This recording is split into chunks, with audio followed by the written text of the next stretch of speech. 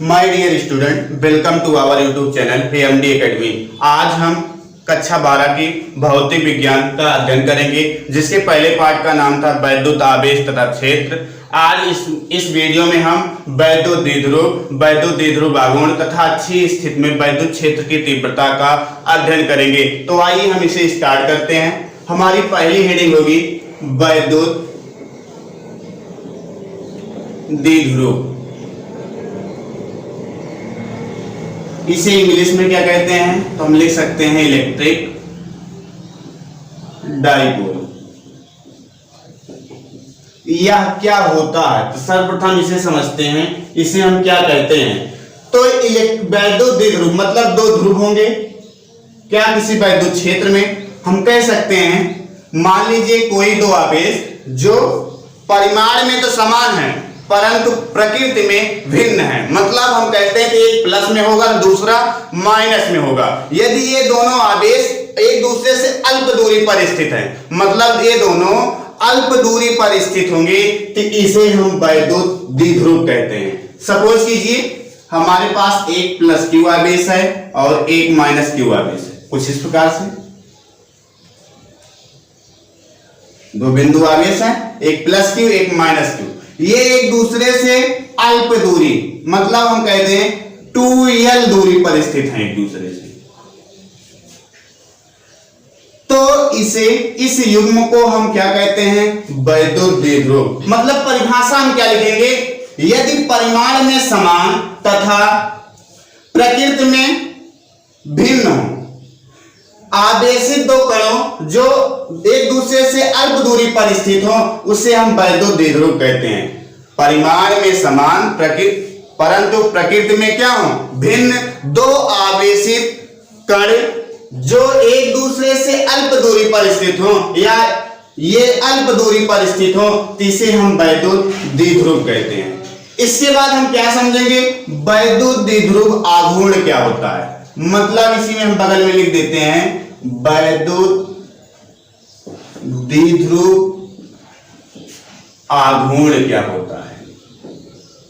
मतलब इसकी अंग्रेजी क्या होगी? तो इलेक्ट्रिक डाइपोल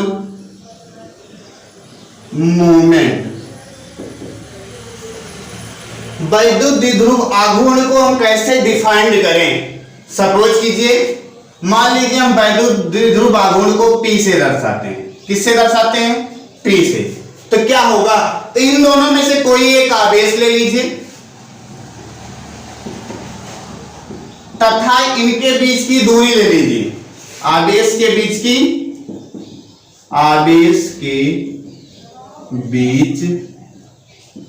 की दूरी का जो गुणनफल होगा उसे हम क्या कहते हैं? वैद्युत द्विध्रुव आघूर्ण कहते हैं। मतलब आवेश तथा आवेश के बीच की दूरी, इन्हीं दो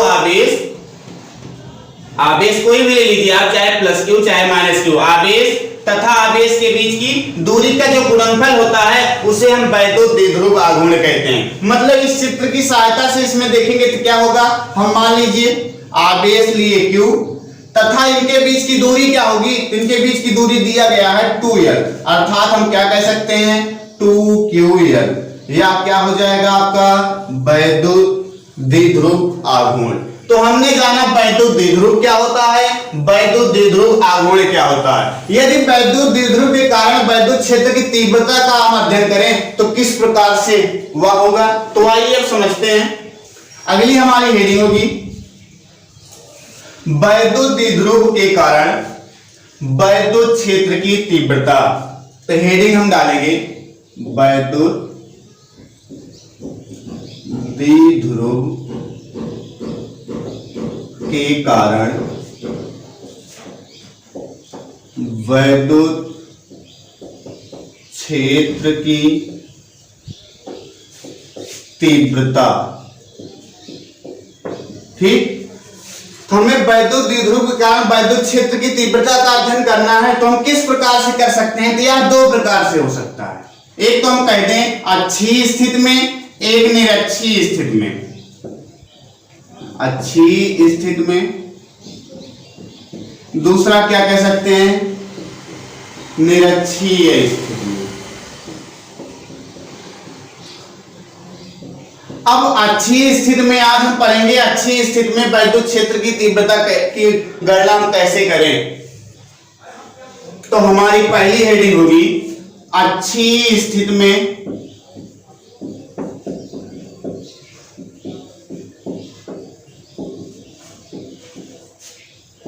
वैद्युत क्षेत्र की तीव्रता।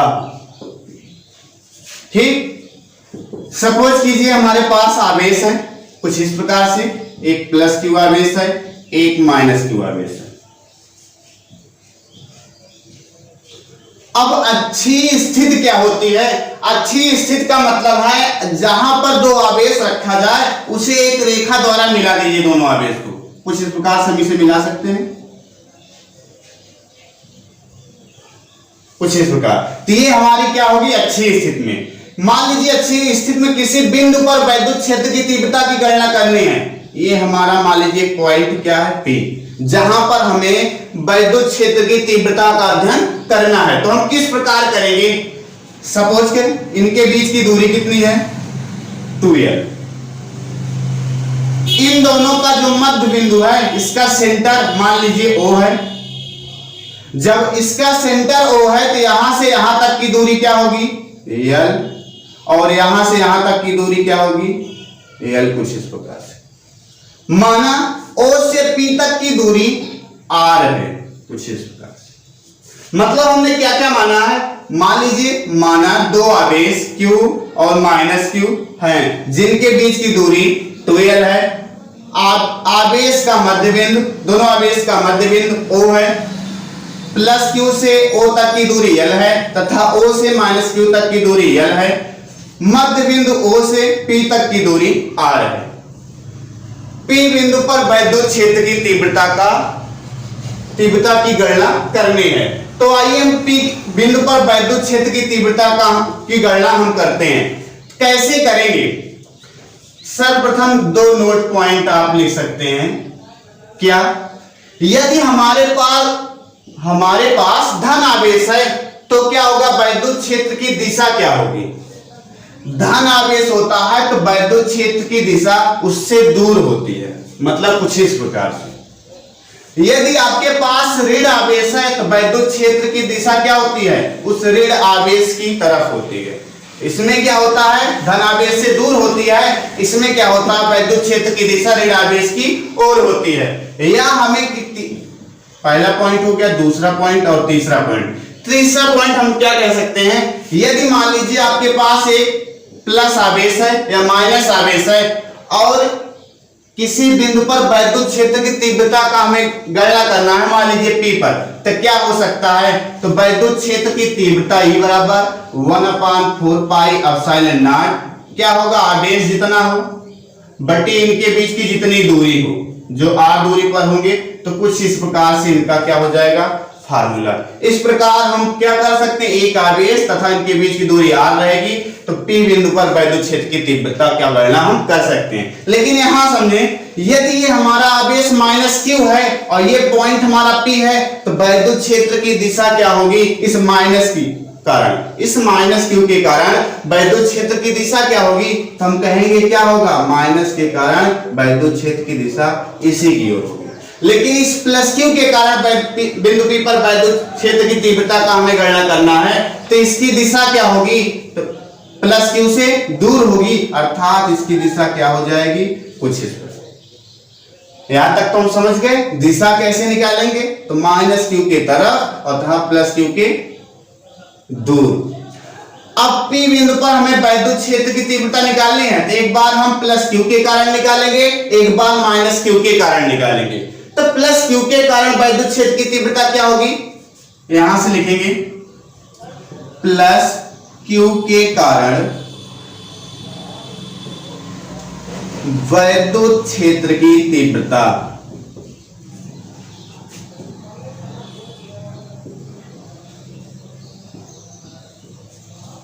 मतलब क्या आ जाएगा, E1 बराबर क्या लिख सकते हैं, 1/4 एप्सिलॉन नॉट।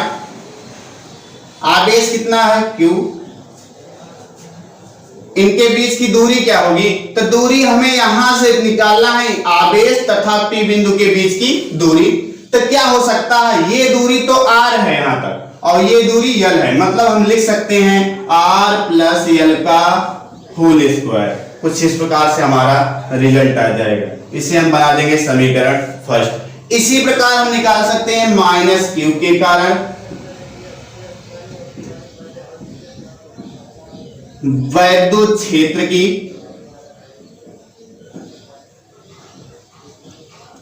तीव्रता। माइनस Q के कारण वैद्युत क्षेत्र की तीव्रता क्या होगी, तो हम निकालेंगे E2 बराबर 1/4 एप्सिलॉन नॉट। ये तो सेम वैसे ही रहेगा। अब आवेश क्या होगा, ये क्या होगा, परिमाण इसका Q अपान क्या हो जाएगा, इनके बीच की दूरी क्या होगी, तो ये माइनस Q है, ये P है। यहां से यहां तक की दूरी क्या है R, लेकिन यहां से यहां तक की दूरी L है, तो इस L वाले पार्ट को इसमें से घटा देते ये दूरी हमें मिल जाएगी। अर्थात हम क्या कह सकते हैं, R माइनस L का होल स्क्वायर। कुछ इस प्रकार से इसे बना सकते हैं समीकरण 2। यदि समीकरण 1 और समीकरण 2 को ध्यान से देखें तो क्या हम कह सकते हैं, समीकरण 1 और 2 से क्या रिजल्ट निकल रहा है। यदि थोड़ा सा हम भिन्न समझें, 1/2 और 1/5 है, तो आपसे कहा जाए कौन सी भिन्न बड़ी है, तो हम कहेंगे जिसका हर छोटा हो वो भिन्न क्या होती है, बड़ी होती है। तो यहां पर देखिए ये R प्लस L है, ये क्या होगा, इसका हर क्या होगा, इसकी अपेक्षा बड़ा होगा, क्योंकि R में से L घट जाएगा तो ये छोटी वैल्यू होगी, तो इसका मतलब ये क्या होगा, बड़ा, और ये क्या होगा, छोटा। तो हम यहां से कह सकते हैं कि जो E1 होगा वह क्या होगा, E2 से छोटा होगा। कुछ इस प्रकार से अर्थात या अतः हम क्या लिख सकते हैं, परिणामी वैद्युत क्षेत्र की तीव्रता। अतः हम क्या कह सकते हैं, परिणामी वैद्युत क्षेत्र की तीव्रता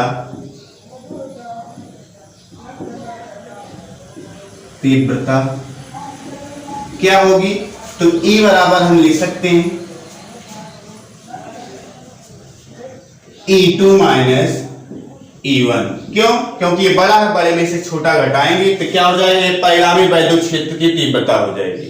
अतः हम क्या कह सकते हैं, अब इसमें से हम E1 और E2 की वैल्यू यहां रखकर सॉल्व कर सकते हैं।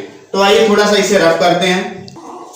अतः हम वैल्यू रखेंगे तो क्या आ जाएगा, E बराबर E2 की वैल्यू क्या है, E2 की वैल्यू है हमारे पास 1/4 epsilon not Q upon R minus L का होल स्क्वायर। माइनस क्या हो जाएगा, E1 की वैल्यू ये है, इसे रख देंगे 1/4 epsilon not Q upon R plus L का होल स्क्वायर। कुछ इस प्रकार से आ जाएगा रिजल्ट। इसे देख रहे हैं तो यहाँ पर Q, यहाँ पर 1/4 एप्सिलॉन नॉट क्या कॉमन है, दोनों में है, तो हम इसे बाहर निकाल सकते हैं। क्या लिख सकते हैं, Q/4 एप्सिलॉन नॉट, यहां पर बचेगा क्या, 1/R माइनस L का होल स्क्वायर, माइनस यहां बचेगा 1/R प्लस L का होल स्क्वायर। कुछ इस प्रकार से बच जाएगा। हम यहां से क्रॉस मल्टीप्लाई कर सकते हैं, क्रॉस मल्टीप्लाई करके सॉल्व कर सकते हैं। तो सॉल्व करेंगे क्या आ जाएगा, इसका गुणा इसमें, मतलब ये आ जाएगा R प्लस L का होल स्क्वायर,